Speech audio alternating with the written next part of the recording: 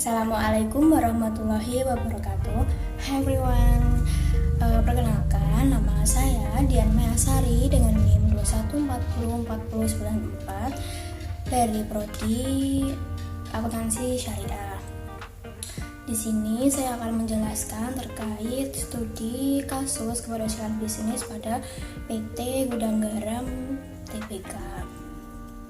Sebelumnya yang terhormat Ibu Sri Haryanti selaku dosen pengampu mata kuliah studi kelayakan bisnis dan teman-teman yang berbahagia.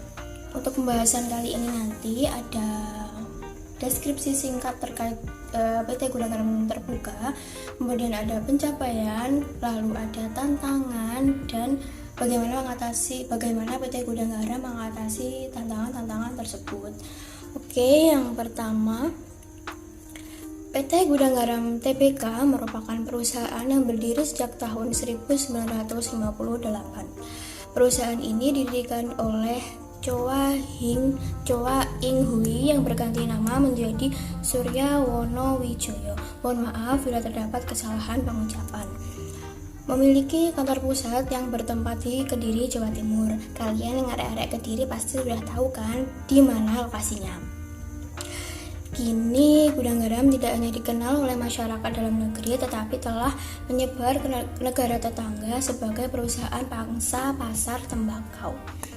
Mengutip dari gudanggaramtbk.com pada tahun 2009, PT Surya Madistrindo yang merupakan perusahaan milik PT Gudang Garam Terbuka ditunjuk sebagai distributor tunggal yang memegang kendali strategi distribusi dan field marketing untuk seluruh wilayah Indonesia.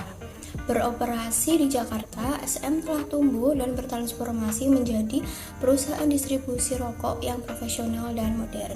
Lalu berikut sederet prestasi-prestasi atau pencapaian yang telah dicapai oleh PT Gudang Garam Terbuka. Yang pertama,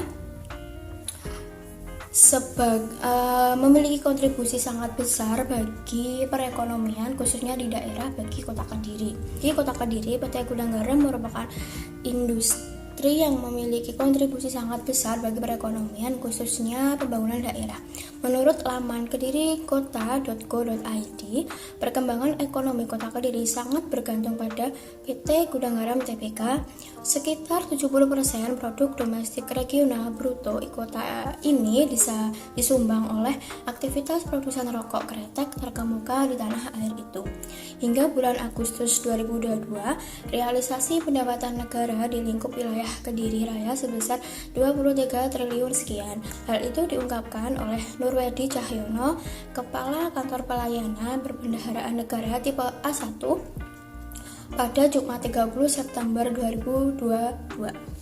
Kemudian yang kedua yaitu sebagai salah satu perusahaan rokok dengan nilai kapitalisasi pasar terbesar di dunia pada 2023. Berdasarkan data Companies Market Cap, dua perusahaan asal Indonesia, Sampurna dan Gudang Garam, masuk dalam daftar perusahaan rokok dengan nilai kapitalisasi pasar terbesar di dunia 2023. Sampurna menduduki peringkat ke-9 dengan nilai kapitalisasi pasar mencapai sekitar 102,33 triliun pada 25 Agustus 2023. Kemudian disusul diekori oleh Gudang Garam dengan nilai kapitalisasi pasar sebesar 47,72 triliun. Yang ketiga, PT Gudang Garam Tbk menggarap bandara senilai 13 triliun. PT Gudang Garam Tbk mendirikan anak perusahaan bernama PT Surya Sabta Agung Tol SSAT yang berlokasi di Kediri, Jawa Timur pada Senin 12 Februari 2024. Bupati Kediri, Hanindito Himawan Pramana menyampaikan Bandara Internasional Doho efektif beroperasi pada Jumat 5 April 2024 dengan penerbangan perdana yaitu Citylink dari Jakarta ke Kediri maupun sebaliknya. Direktur PT Surya Doho Investama, Maxin, mengatakan dalam pengembangan proyek ini pihaknya menyiapkan dana senilai 13 triliun. Awalnya perusahaan hanya menganggarkan 10 triliun, namun pada pertengahan 2023 suntikan dana ditambah sebesar 3 triliun. Budget yang kami siapkan investasi sampai 13 triliun, kata Bapak Maxin dalam momentum yang sama. Kemudian ada analisis faktor-faktor yang mempengaruhi kesuksesan PT Gudang Garam Tbk. Yang pertama ada CSR atau tanggung jawab sosial perusahaan. Gudang Garam percaya bahwa tidak ada perusahaan yang dapat berdiri sendiri tanpa berkelanjutan dari masyarakat, menjadi bagian dari masyarakat. Gudang Garam turut berperan secara aktif dalam kegiatan penyelamatan daerah aliran sungai atau DAS, berantas dalam kegiatan ekspedisi berantas dengan menanam pohon. Selain itu, Gudang Garam juga memberi benih ikan untuk pengembangan komunitas budidaya ikan. Yang kedua ada kualitas produk. Pengembangan produk dari Gudang Garam dikenal dengan produknya yang berkualitas tinggi. Mereka terus berinovasi dengan mengembangkan varian rokok yang sesuai dengan preferensi konsumen. Yang ketiga ada branding dan pemasaran.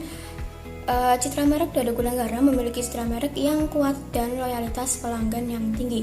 Brand yang kuat dibangun melalui kampanye pemasaran yang konsisten dan efektif. Lalu yang keempat ada manajemen sumber daya manusia. Manajemen yang kompeten dengan visi yang jelas telah membimbing perusahaan dalam mengatasi tantangan dan memanfaatkan peluang. Dengan pelatihan dan pengembangan investasi dalam pelatihan ini, karyawan memastikan sumber daya manusia berkualitas dan produktif. Lalu gimana sih PT Gudang Garam itu dapat mengatasi tantangan dalam perjalanannya? Pertama ada adaptasi terhadap perubahan regulasi, kepatuhan terhadap regulasi, terus memantau dan menyesuaikan diri dengan peraturan pemerintah yang ketat mengenai industri tembakau, termasuk pajak cukai atau iklan dan pelabelan produk. Lalu yang kedua ada inovasi produk dan diversifikasi. Gudang Garam terus mengembangkan varian rokok baru yang memenuhi selera dan preferensi konsumsi yang berubah.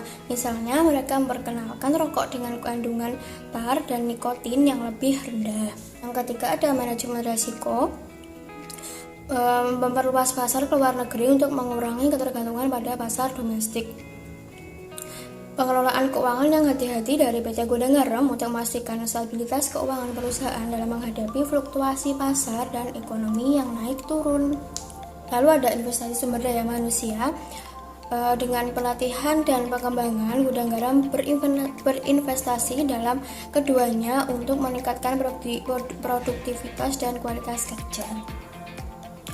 Baik, sekian presentasi penjelasan dari saya. Kurang lebihnya mohon maaf. Wassalamualaikum warahmatullahi wabarakatuh.